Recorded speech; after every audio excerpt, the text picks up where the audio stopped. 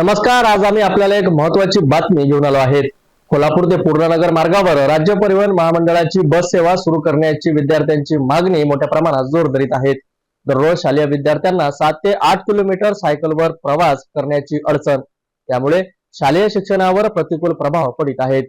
कोल्हापूर ते पूर्णानगर हा मार्ग अत्यंत वर्दळीचा आहे। वाठोडा, शुक्लेश्वर, वाकी, रायपूर, नेरूळ, गंगामाई परिसरातील विद्यार्थ्यांना तक्षशिला महाविद्यालयात शिक्षण घेण्याकरिता या मार्गावर प्रवास करावा लागतोय। याकरिता राज्य परिवहन महामंडळाच्या बस सेवा सुरू करणे आवश्यकच आहे, असे सुद्धा विद्यार्थ्यांचे म्हणणे आहे। बीकॉम सेकंड इयरमध्ये आहे आणि आम्ही वाठोडा शुक्लेश्वर इथे राहतो।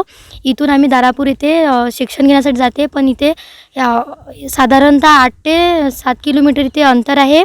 इथून एकही बस उपलब्ध नाही आहे। रस्ता खूप म्हणजे मोठा आहे आणि कडाकाच्या उन्हात खूप त्रास होत आहे इकडून जाण्यासाठी। मी सायकलने इथे येणं जाणे करते आणि कडाकाच्या उन्हामध्ये आम्हाला खूप त्रास होतो आणि शासनाने कुठेतरी इथे लक्ष द्यावे आणि इथे महामंडळ बस चालू करण्यात यावी, ही मागणी शासनाकडे मागते। आशा आहे की संबंधित प्रशासन यावर लक्ष देईल आणि विद्यार्थ्यांसाठी बस सेवा लवकरच सुरू होईल। अधिक माहितीसाठी पाहत रहा सिटी न्यूज।